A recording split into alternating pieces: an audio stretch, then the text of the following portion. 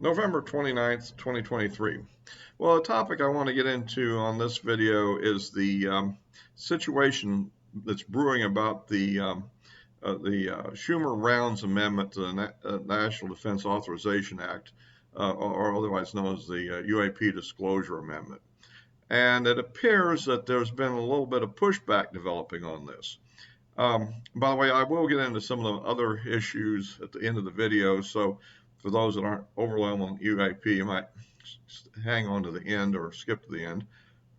But at any rate, what it comes down to is apparently um, some members of Mike Rogers, who's the Armed Services Chairman in the House, and Mike Turner, who's the Intelligence Committee Chairman in the House, have apparently are strongly opposing this amendment. At least that's the word. And of course, then it has to go into conference with the Senate, and apparently Mitch McConnell is opposing it, allegedly. I'm not sure. And suppose this is largely being motivated by aerospace contractors who apparently may be mostly concerned about a certain provision in it, or maybe they're totally opposed to the whole thing. I'm not sure. But basically, as we know, what this is a amendment that passed in the Senate side of the bill, which effectively will set up a 9-member panel and will set up timelines for all the government agencies and all the defense contractors and whatever to disclose any information or possession they have of UAP related materials or biologics or whatever, and to a panel of 9 that would be set up and have the authorization to review this material, the full access as far as security, and I guess we'll have the ability to recommend declassification, or maybe actually to do it unless it's overridden by the president or something like that. But effectively, and that's essentially what it is. And because there's been apparently many people have taken advantage of these disclosure provisions are put in previous defense authorization acts and have come forward either to the Aero Group or they've come forward directly to the Senate committees, intelligence committees, I think mainly, and revealed this information that they assert that the governments and government or certain government contractors are in possession of these objects or debris from a crash. Well, if you like these videos, please give me a like on this. Looking for more subscriptions as always, and of course those that want notification can click the bell. Yeah, and so this is kind of brewing because I guess we're getting close to the conference between the Senate and the House where the power brokers can make decisions on this, whether it actually goes in or doesn't go in.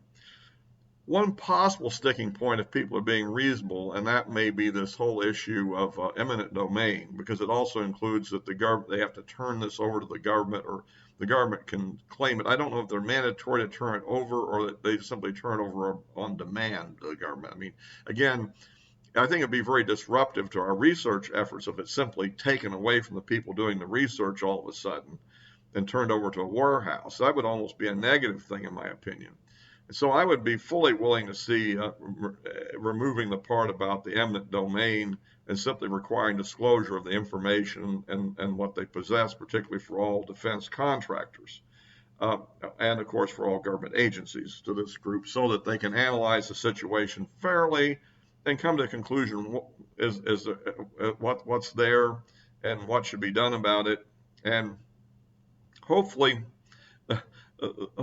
come forward with whoever's running the program that's been managing this subject for all these years to explain themselves of why they're doing what they're doing and what the issues are. I mean, I think I still think that, the Christopher Mellon in a recent article seemed to me kind of weaving a little bit on this, that maybe do we really want to reveal everything all at once? Maybe everybody really isn't as up to finding out all the facts about this, And then at the end, he kind of concludes, yeah, for the good of the world, yeah, we should release the information, but in a controlled fashion, so that I guess everything don't spill out at once. I mean, after all, if we have been able to actually find these things, as has been claimed, and if we have gotten a successful reverse engineered technologies out of them that would still remain classified, uh, the ones that have not been integrated into actual use, assuming that's the case, that would make sense to keep that secret because that might have military significance, right? I mean, that's on the other hand, I'm personally am skeptical that we've actually successfully reverse engineered much of anything out of it, because if these things exist as claimed, which I tend to think they do, but if they do, I think the technologies would be so far above what we're doing that it may be really hard to actually achieve that. Of course, I could be wrong. We've got some smart people, but then again, you have to think about just take a current technology, I mean, or something recent, like say the laptop I'm recording this on, and set it back to 1940 and tell the best and brightest, and could you reverse engineer this for us? And it might help us out in, designing weapons for the oncoming World War here or something, and it would be kind of like, no, they really couldn't, could they? And so even if they kind of could plug it in and turn it on and play with it and figure out kind of what it was, maybe they still would probably not be able to make one. And I think but I'm digressing a bit here. The key uh, uh, issue is that another thing that's come up here is it's now some sources, I think in a British publication, have revealed that there's a agency within or office within the CIA called the Office of Global Access, which has been involved for years in recovering UAP objects or debris or whatever. I don't know. It's kind of interesting that they've kind of identified the organization for a long time. I've been pointing out, I think, in previous videos, I hope at least in personal conversations, that the thing we really need to find out is who's running this show. I mean, because there's so many people in high places that apparently don't know about it, that I'm kind of like, you who does? So, and this is an interesting revelation. So we even have names. I guess I was looking up. Apparently, it is a real organization. And I tried to get one that doesn't have UAP associated with it, or this latest article, to see if it exists. It seems like it does. And so, this might be somebody we could subpoena in Congress to talk to about this subject. And at least if it's there, then I think we know probably who has the security authority over it: the director of the CIA, the director of national intelligence. And so we can point them, maybe we can finally start working through some of these security issues finally, maybe, if this is true. The claim, of course, is something like that they've been involved in the recovery of 9 objects, and somebody's saying, well, there's more. Yeah, there may be, but maybe they're not the ones that recovered them. I think one at least was probably Air Force, right? Roswell. And then there's the one in Italy that probably the Army brought back, and that Rush has mentioned. And okay, we're already up to, you see what I mean? And well, anyway, you get the idea.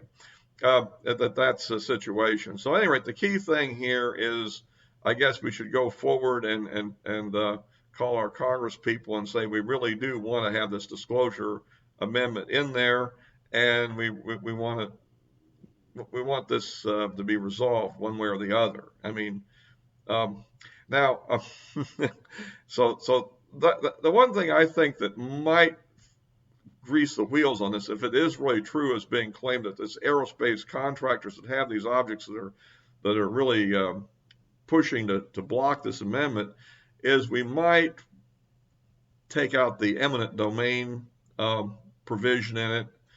To me, I don't think that's necessarily productive for the government to go in and grab all this stuff and warehouse it somewhere and shut down the research that's being done. So maybe it would be sufficient that they simply disclose that they have it, and disclose what they have, and make available any reports or studies that have been completed to date to this office, this panel of 9 experts that's going to review the subject, so that the amount of material may be so large, but at any rate, they at least need to have proper briefings on it to know what's been done, what the status is, what the plans are going forward, so we have an idea, what's going on with it. And I mean, to actually take it from them, I mean, I think there's some kind of conspiracy out there that the evil corporation. No, these are all contractors. They're all being paid by the government some way or another, whether legally or on the sly. And they're obviously, since it's highly classified, obviously the classification isn't from the company, it's really from the government ultimately, because the government classification is government. Now they could have proprietary information, but at any rate, I think this is more government, honestly. So, and I'm not saying they didn't hide it under, certain, you know, um, pers- you know, funding techniques within companies and things of that sort, and that may well be the case. But anyhow, but if that's the whole hangup, I think we could compromise on that for now, and we could always see if there's a need later on to seize it, we could pass it in another bill next year. The main thing right now is to get the information, know where the stuff is, what they have, is it real, what we've learned, so forth. Anyway, that's kind of what I have to say about that. So I think we'll be hearing more about it for those interested in the days ahead.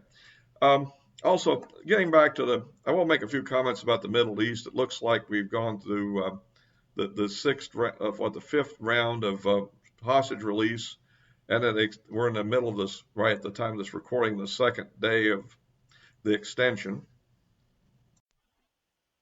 We did have a little event today, yesterday, where there was a little firefight broke out apparently after some explosions went off. Kind of like I was saying the other day, I think the terrorists may be getting itchy on the trigger finger. I don't know if they can hold out too much longer before they do something. They'll probably find some way to launch an attack on some unsuspecting Israeli troops or something, and that probably will end this thing. I mean, it's got to end eventually simply because there's a limited number of hostages. And if you're doling them out at 10 a day, eventually there won't be any left. And some of them aren't in the hands of Hamas. They're probably in the hands of Islamic Jihad or some other group. And so, and also I think Israel needs to continue their mission. And although they're going to receive a bunch of static from the Biden administration, I think eventually they're going to have to go back into action. Because I don't know. On the other hand, I'm a little skeptical that the goal of completely destroying Hamas is feasible, given all the international pressures that I mentioned earlier in another video. I think that they will be, but I think they're going to go a little further than that. If nothing else, I think they can finish off the northern sector, which they haven't really finished off yet, and that's still a massive infrastructure of tunnels and so forth. And I think they're positioned in that area closer to more populated areas of Israel, so it's more of a threatening area anyhow.